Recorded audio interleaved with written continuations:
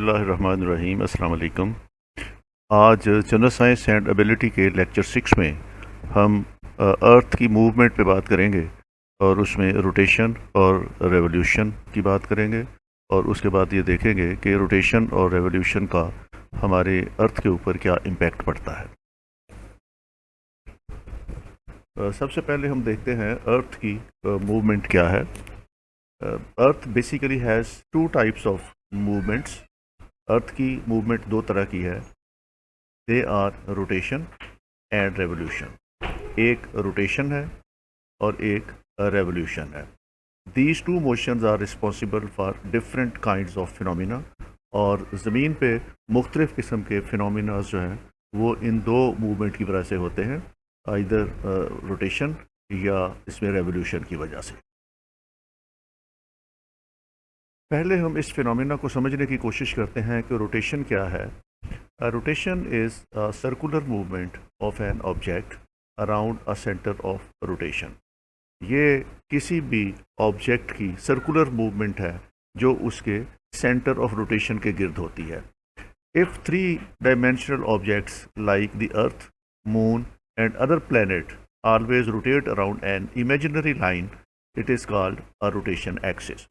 तो जो ऑब्जेक्ट्स हैं, अर्थ या मून या कोई भी प्लैनेट, वो अगर अपनी एक इमेजिनरी लाइन जो उसकी बॉडी के अंदर हो उसके गिर्द रोटेट करते हैं तो उसको हम रोटेशन का एक्सिस कहते हैं। If the axis passes through the body's center of the mass, the body is said to rotate upon itself or spin। अगर वो एक्सिस बॉडी के सेंटर में से पास कर रहा हो, बॉडी के मास के सेंटर में से पास कर रहा हो, तो उसको हम कहते हैं कि ये स्पिन कर रही है। जैसे हमने ज़मीन के बारे में देखा कि ज़मीन का जो एक्सिस है वो उसके सेंटर में से गुज़र रहा है और उसकी जो रोटेशन अपनी बॉडी के इर्द गिर्द हो रही है उसको हम कहेंगे कि ये स्पिन कर रही है। तो रोटेशन की वो मोशन जो किसी ऑब्जेक्ट के सेंटर ऑफ मास में से गुजर रही हो तो उसको हम कहते हैं कि ये स्पिन है। अब हम देखते हैं कि रोटेशन अर्थ की क्या है। Rotation is the movement of the earth on its axis from west to east. तो ज़मीन की जो मूवमेंट है अपने एक्सिस के गिर्द, ये वेस्ट टू ईस्ट है, तो ये इसको हम रोटेशन कहते हैं जो वेस्ट टू ईस्ट हो रही है। The axis of the earth, which is an imaginary line, has axis tilted at an angle of 66.5 degree with its orbital plane। और ये इसके जो एक्सिस हैं ये इसके ऑर्बिटल प्लान के 66.5 डिग्री एंगल पे टिल्ट किए हुए हैं। The surface of the earth at the equator moves at a speed of 460 meters per second or roughly 1000 miles per hour। तो ये ज़मीन अपने एक्सिस के गिर्द जो रोटेट कर रही है या स्पिन कर रही है, इसकी स्पीड 1000 मील पर घंटे की रफ्तार से ये स्पीड जो है वो स्पिन कर रही है। तो ये एक बहुत बड़ी स्पीड है, 1000 माइल्स पर आवर की स्पीड से इसको जो है वो स्पिन कर रही है अपने एक्सिस के गिर्द। ये इसकी डायरेक्शन है कि ये from west to east rotation है इसकी, और ये इसकी डायरेक्शन हम बोलते हैं डायरेक्शन ऑफ स्पिन, जो वेस्ट टू ईस्ट है। ये इसका सदर्न पोल है और ये इसका नादर्न पोल है, और ये एक्सिस है इसका जिस पे ये टिल्ट की हुई है। ओरिजिनली अगर देखा जाए तो इसका एक्सिस इस तरह होना चाहिए था, तो ये इतने डिग्री एंगल पे ये टिल्ट की हुई है। अब इस रोटेशन की इम्पोर्टेंस क्या है हमारे लिए। Some of the importance of the rotation of the earth is the earth's rotation creates the diurnal cycle of lightness and darkness. ये हमारी ज़मीन पे इस रोटेशन की वजह से जो पोर्शन सूरज की तरफ होता है उस पर रोशनी आ जाती है, लाइट आ जाती है, और जो सूरज की अपोजिट साइड पे होता है, तो जो सूरज को फेस नहीं कर रहा होता, उस पे डार्कनेस होती है।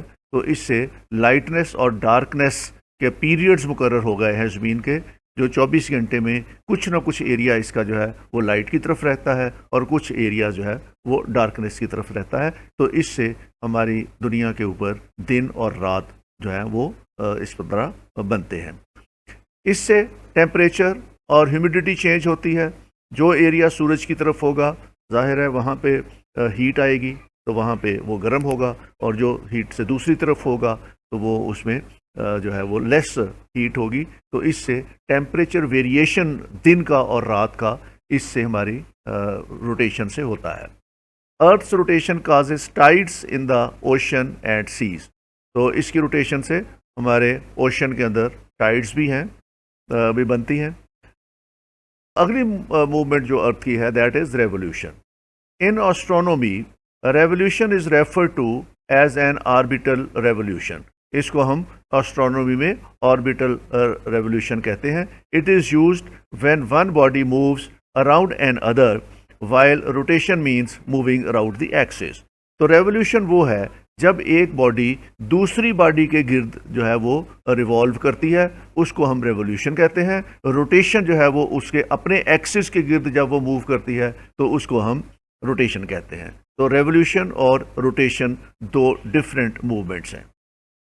अब रेवोल्यूशन ऑफ अर्थ क्या है? It is the movement of the earth around the sun in a fixed path or orbit. जमीन सूरज के गिर्द अपने ऑर्बिट के अंदर जो रिवॉल्व कर रही है, इसको हम रेवोल्यूशन ऑफ अर्थ कहते हैं। The earth revolves from west to east in the anticlockwise direction. और अर्थ की ये मूवमेंट भी वेस्ट से ईस्ट है और ये एंटी क्लॉकवाइज है। और स्पीड जो है रेवोल्यूशन की वो 1,07,000 किलोमीटर पर आवर की स्पीड से या 30 किलोमीटर पर सेकंड की स्पीड से ज़मीन सूरज के गिर्द रिवॉल्व कर रही है। It takes 365 days and 6 hours to revolve around the sun. और एक चक्कर लगाने में इसको 365 दिन और 6 घंटे लगते हैं। तो इसको हम कहते हैं वन रेवोल्यूशन, और इसको हमने नाम दिया हुआ है 1 ईयर का। 6 और saved every year are likely to make 1 day over a span of 4 years। और जो 365 से 6 घंटे ज़्यादा खर्च होते हैं हर साल, तो इसको 4 साल बाद ये 24 घंटे बच जाते हैं। And we add this surplus day to the month of February every fourth year। February is 29 days instead of 28 days। This year with 366 days is called a leap year। तो ये 6 घंटे जो हर साल ज़मीन ज़्यादा लगाती है 365 से, 4 सालों के बाद ये 24 घंटे बन जाते हैं, और 4 सालों के बाद इसको हम फरवरी में एक दिन ऐड कर देते हैं, तो फरवरी 29 डेज़ का बन जाता है, और इसको हम फिर लीप ईयर का नाम देते हैं। तो ये रेवोल्यूशन है ज़मीन की अराउंड द सन। इस रेवोल्यूशन का इम्पैक्ट क्या पड़ता है ज़मीन के ऊपर, तो उसको समझने के लिए सबसे पहले आपको ये समझना होगा कि अर्थ हेमिस्फीयर्स कितने हैं। अर्थ के 4 हेमिस्फीयर हैं। इसमें अगर ये देखा जाए तो ये इक्वेटर है हमारा। Equator is an imaginary line जो लैटिट्यूड में लगी हुई है, that is the zero angle जिसको हम बोलते हैं, ये इक्वेटर है। इक्वेटर से ऊपर वाला ये पोर्शन, ये वाला portion is called northern hemisphere. ये नॉर्थ पोल की तरफ है, तो इसको हम नॉर्दर्न हेमिस्फीयर कहते हैं। ये नॉर्दर्न हेमिस्फीयर है। और इक्वेटर से नीचे वाला जो पोर्शन है, ये चूँकि साउथ पोल में है, तो इसको हम सदर्न हेमिस्फीयर कहते हैं। तो ये इसके लैटिट्यूड के हिसाब से जो इक्वेटर के ऊपर वाला पोर्शन है, उसको हम नॉर्दर्न हेमिस्फीयर कहते हैं, और जो नीचे वाला पोर्शन है, इसको हम सदर्न हेमिस्फीयर कहते हैं। इसी तरह हमने एक इमेजिनरी लाइन लगाई हुई है जो लॉन्गिट्यूड में है। ये लॉन्गिट्यूड है इसका, और जहाँ ज़ीरो लॉन्गिट्यूड है उसकी राइट साइड वाला पोर्शन जो ईस्ट की तरफ आता है, इसको हम कहते हैं ईस्टर्न हेमिस्फीयर। ये वाला पोर्शन जो है, this is called the eastern hemisphere. इसको मैं थोड़ा सा और विजिबल कर दूं, तो ये वाला पोर्शन जो है, जो ईस्ट की तरफ वाला है, इसको हम कहते हैं ईस्टर्न हेमिस्फीयर, और जो वेस्ट की तरफ वाला है, जिसको हम कहते हैं ये वेस्टर्न हेमिस्फीयर है। तो हेमिस्फीयर्स को हम 4 हिस्सों में तकसीम कर सकते हैं, जिसमें नॉर्दर्न हेमिस्फीयर और सदर्न हेमिस्फीयर और वेस्टर्न हेमिस्फीयर और ईस्टर्न हेमिस्फीयर। तो जितना भी वेदर चेंज होना है, जो डे और नाइट होने हैं, इसको हम स्फीयर्स के कॉन्टेक्स्ट में देखेंगे।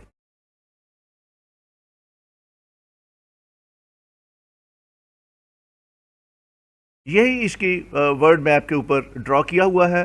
ये आपका इक्वेटर है, ये लाइन जो है ये इक्वेटर है, और ये लाइन जो है आपकी ये लैंगिट्यूड की है, और ये वाला हमारा ऊपर वाला पोर्शन, ये वाला जो है इसको हम नॉर्दर्न हेमिस्फीयर बोलते हैं, और ये नीचे वाला पोर्शन जो है इसको हम सदर्न हेमिस्फीयर बोलते हैं। और इस पोर्शन से ये वाला पोर्शन की लेफ्ट साइड जो है, this is called the eastern hemisphere, और ये वाला पोर्शन जो है इस तरफ वाला, that is called the western hemisphere.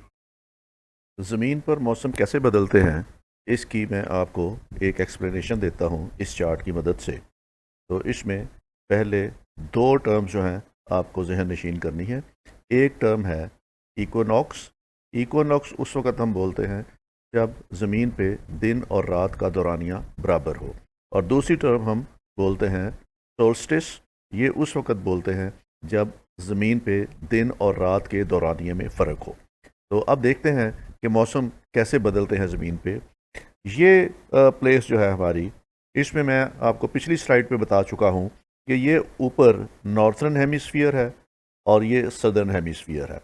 तो इसमें 22 दिसंबर को सूरज की जो रोशनी है ये ज़्यादातर जो है वो सदर्न हेमिस्फीयर में पड़ती है, और ये यहाँ पे इसका इक्वेटर है, और ये इक्वेटर से नीचे वाला पोर्शन जो है ये एक्सपोज होता है सूरज को। तो यहाँ पे गर्मी होती है, सूरज की शुआएं यहाँ पे जो नॉर्दर्न हेमिस्फीयर है यहाँ पे नहीं पड़ती, तो यहाँ पे विंटर सीज़न होता है, और यहाँ पे साउथ जो है नीचे सदर्न हेमिस्फीयर में यहाँ पे समर होती है। तो इसमें ये एरिया चूँकि लेस एक्सपोज होता है सनलाइट को, तो यहाँ पे दिन जो है वो छोटा होगा और रात ज़्यादा होगी। और सदर्न हेमिस्फीयर में चूँकि ये एरिया ज़्यादा एक्सपोज है सूरज को, तो यहाँ पे दिन लंबा होगा और रात छोटी होगी। तो जो विंटर सोलिस्टिस है इसमें नॉर्थ में सर्दी होगी और साउथ में गर्मी होगी, और यहाँ दिन नॉर्थ में छोटा होगा और साउथ में दिन बड़ा होगा, और नॉर्थ की रातें लंबी होंगी और इसकी साउथ की रातें छोटी होंगी। तो ये इसको हम बोलते हैं विंटर सोलिस्टिस, जिसमें नॉर्थ के अंदर विंटर होगी और साउथ के अंदर समर होगी। अब ये पोजीशन मूव करते हुए जब हम मार्च में जाएंगे, तो मार्च के अंदर सूरज जो है वो अपनी रोशनी दोनों तरफ जो है वो एक जैसी दे रहा होगा। इसमें ये पोजीशन होगी सूरज की, और ये हमारा इक्वेटर है। तो इक्वेटर से ये वाला जो है ये सदर्न हेमिस्फीयर है, और ये वाला जो है ये नॉर्थ हेमिस्फीयर है। तो दोनों पे एक जैसी रोशनी पड़ रही होगी, तो इसलिए यहाँ पे जो है वो एक जैसा दिन होगा और एक जैसी रात होगी। दिन और रात का दौरानिया एक जैसा होगा। इसको हम कहते हैं इक्विनॉक्स। और यहाँ पे मौसम जो है इस अरसे में मोतदिल रहेगा दोनों तरफ, और ये इसको हम स्प्रिंग बोलते हैं। यहाँ नॉर्थ में उस वक्त स्प्रिंग होगी और साउथ में उस वक्त ऑटम होगी, ख़ज़ां होगी। यही पोजीशन मूव करते हुए जब हम 21 जून पे जाएंगे, तो 21 जून पे ज़मीन की डायरेक्शन इस तरह हो जाएगी, और ये सूरज की शुआएं जो है ये आपका इस तरह इक्वेटर होगा। तो ज़्यादा शुआएं जो है इसकी ये इक्वेटर पे पड़ेंगी, और इक्वेटर के ऊपर वाला पोर्शन जो है वो एक्सपोज होगा उस वक्त सनलाइट को, और ये ऊपर वाला पोर्शन जो है ये नॉर्दर्न हेमिस्फीयर है। इसलिए यहाँ पे नॉर्दर्न हेमिस्फीयर के इस एरिया के अंदर सनलाइट ज़्यादा आएगी, तो यहाँ पे गर्मी आ जाएगी। यहाँ सनलाइट कम आएगी तो यहाँ विंटर आ जाएगा। और ये एरिया जो है यहाँ चूँकि समर होगी, तो इसलिए यहाँ दिन लंबे होंगे, सूरज ज़्यादा अरसे के लिए नज़र आएगा और रातें छोटी होंगी। और यहाँ सदर्न हेमिस्फीयर में सूरज जो है वो कम अरसे के लिए नज़र आएगा, दिन छोटे होंगे और रातें यहाँ लंबी होगी। और यहाँ साउथ में विंटर होगी और नॉर्थ के अंदर समर होगी। इसी तरह ये मूव करते हुए जब ये 23 सितंबर पे जाएगा, तो ये इस वक्त ये पोजीशन पे होगी ज़मीन, और ये इसका इक्वेटर है, और ये सूरज एक जैसी रोशनी दोनों हेमिस्फीयर्स में डालेगा, और यहाँ पे दिन रात का दौरानिया जो है वो एक जैसा होगा। और यहाँ पे नॉर्थ में और साउथ में टेम्परेचर भी एक जैसा होगा। नॉर्थ में उस वक्त ऑटम चल रही होगी, ख़ज़ां चल रही होगी, और साउथ में उस वक्त स्प्रिंग चल रही होगी। तो इस तरीके से हमारे ज़मीन के अंदर मौसम जो है वो ज़मीन की रेवोल्यूशन से चेंज होते हैं। इसी फिनोमेना को थोड़ा सा मैं और एक्सप्लेन कर देता हूँ कि ये नॉर्थ है और ये साउथ है, और जब दिसंबर में यहाँ पे सोलिस्टिस होगा तो यहाँ जो ये इक्वेटर है, तो इक्वेटर के ऊपर ये बहुत कम एरिया एक्सपोज होगा सूरज को, तो इसलिए यहाँ जो है वो ट्रॉपिक ऑफ कैंसर जो है इसके ऊपर रेज कम आएंगी, और जो ट्रॉपिक ऑफ कैप्रिकॉर्न है इसके ऊपर सन रेज ज़्यादा आएंगी, ज़्यादा अरसे तक रहेंगी। तो यहाँ पे दिन जो है वो लंबे होंगे और यहाँ पे समर होगी, और ऊपर दिन छोटे होंगे और यहाँ पे विंटर होगी। इसी तरीके से जब हम यहाँ पे चले जाते हैं, ये वाला एरिया जो है ये जून का है, और इसमें ये इक्वेटर है, और इक्वेटर में ये वाला एरिया जो है ज़्यादा एक्सपोज है टू द सनलाइट, और ट्रॉपिक ऑफ कैंसर के ऊपर ज़्यादा लाइट होगी और वहाँ पे गर्मी होगी। और यहाँ पे नीचे जो ट्रॉपिक ऑफ कैप्रिकॉर्न है ये सदर्न हेमिस्फीयर का एरिया है, यहाँ पे ये कम एक्सपोज होगा टू द सनलाइट, तो यहाँ पे विंटर होगी और यहाँ पे समर होगी। यहाँ दिन लंबे होंगे, यहाँ रातें लंबी होंगी। और ये वो एरिया है जब इक्विनॉक्स का एरिया है, जहाँ पे ज़मीन जो सूरज है वो इक्वेटर के ऊपर होता है, और दोनों तरफ ट्रॉपिक ऑफ कैंसर में और ट्रॉपिक ऑफ कैप्रिकॉर्न में एक जैसी सनलाइट आती है। तो यहाँ पे दोनों तरफ दिन और रात बराबर होती हैं। नॉर्दर्न हेमिस्फीयर और सदर्न हेमिस्फीयर में दिन और रात जो है वो बराबर होती हैं, और ये मार्च में और उसके बाद सितंबर में होता है। तो इस तरीके से हमारी ज़मीन के ऊपर जो है वो मौसम या सीजन्स बदलते हैं। अभी इसको थोड़ा सा समझने की कोशिश करते हैं। रेवोल्यूशन काजेज सीजन्स, ये मैंने आपको डिटेल में बता दिया। Revolution creates perihelion and aphelion. Perihelion occurs when the earth is closest to the sun, and aphelion occurs when the earth is far from the sun.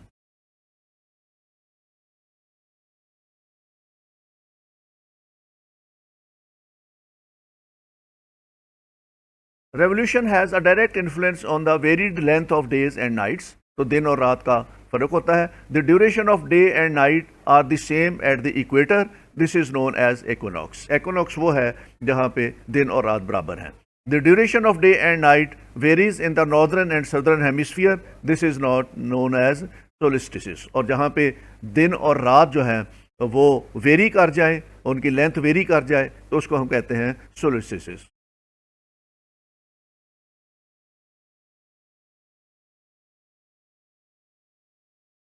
The solstices and equinoxes signal the changing of the seasons on the earth. और इसके equinoxes की वजह से और solstice की वजह से ज़मीन पे जो है वो सीज़न चेंज होते हैं। The season on earth change because the planet is slightly tilted on its axis and it travels around the सन।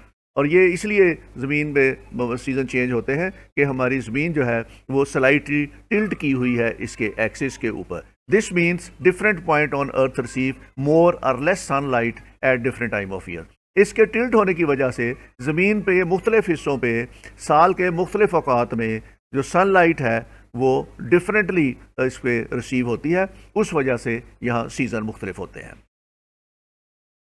अब अगर सोलिस्टिस को देखा जाए, the two solstice happens in June and December. तो ये जून में जो है वो समर सीजन शुरू होता है और दिसंबर में विंटर सीजन शुरू होता है। These are the days when the sun's path in the sky is the farthest north and south from the equator. तो इक्वेटर से या तो इसका फारदेस्ट साउथ होगा या फारदेस्ट नॉर्थ होगा। तो इन दिनों के अंदर जो है वो सूरज जो है वो यहाँ पे जून और दूसरा दिसंबर का मौसम शुरू होगा। The hemisphere, the winter solstice is the shortest days of the year and its summer solstice the longest. तो जो समर सोलिस्टिस है इसके उसमें दिन लंबे होंगे और जो विंटर सोलिस्टिस है उसके अंदर दिन छोटे होंगे।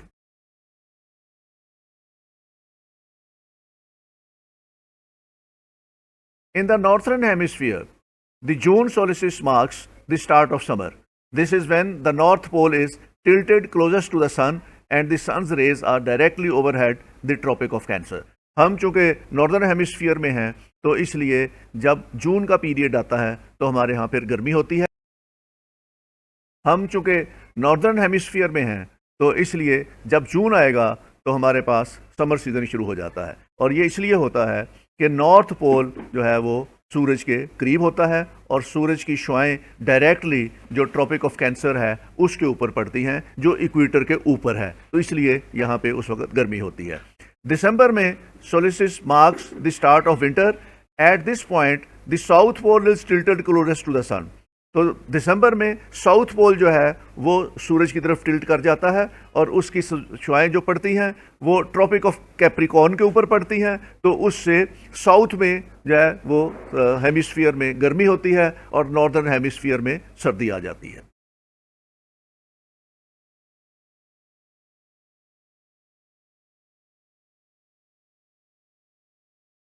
Equinox happens in March and September.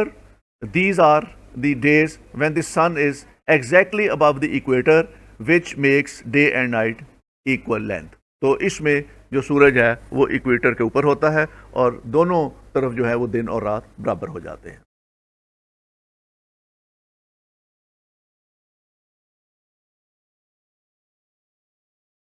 अब अगर इक्विनॉक्स और सोलिस्टिस को देखा जाए तो नॉर्थर्न हेमिस्फीयर में वर्नल इक्विनॉक्स जो 21 मार्च है, day and night of equal length, making the start of spring.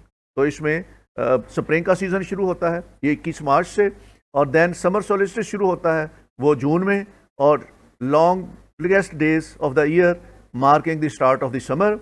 और ऑटोमनल इक्विनॉक्स शुरू होता है सितंबर में, day and night of the equal length marking the start of autumn. और विंटर सोलिस्टिस शुरू होता है दिसंबर में, shortest days of the year marking the start of the winter. तो इस तरीके से जो हमारी मूवमेंट है ज़मीन की उस अराउंड द रेवोल्यूशन है अराउंड द सन, उससे हमारे ज़मीन पर सीजन्स जो हैं वो उससे इस तरह बनते हैं।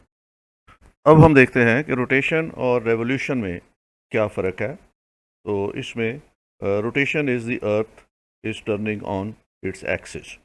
तो रोटेशन में ज़मीन अपने एक्सिस के गिर्द घूमती है। Revolution is the movement of the earth around the sun, और रेवोल्यूशन में ज़मीन सूरज के गिर्द घूमती है। Earth takes 24 hours to complete the rotation with respect to the sun, और ज़मीन जो है वो अपने रोटेशन में 24 घंटे का टाइम लेती है। और अर्थ takes full year 365 days and 6 hours for one complete revolution around the sun. Due to rotation, days and nights are formed, and due to revolution, seasons are formed. Earth rotates from west to east, Earth revolves counterclockwise. तो ये rotation में और revolution में फ़र्क है। इसी तरह के और भी डिफरेंसेस हैं जिनको हम इस तरीके से देख सकते हैं। Rotation speed at equator is almost 100 miles per hour. Revolution speed is about 66,000 miles per hour. Rotation causes tides, currents, and winds. Revolution causes equinox and solstices. Rotation caused bulge at the equator of the Earth, and revolution balances centrifugal and centripetal forces of Earth. तो ये है rotation में और revolution में difference, और बाज़ दफ़ा इस पे भी क्वेश्चन आ जाता है। अगर इस सिलसिले में आपने मज़ीद स्टडी करनी हो तो कुछ बुक्स हैं, earth sun and moon, rotation and revolution, Bob Devesy की, सर नॉर्मन लॉकियर की outlines of physiography the movement of the earth, और मोरिट्स इवन स्टीवन मुलर की earth rotation theory and observation.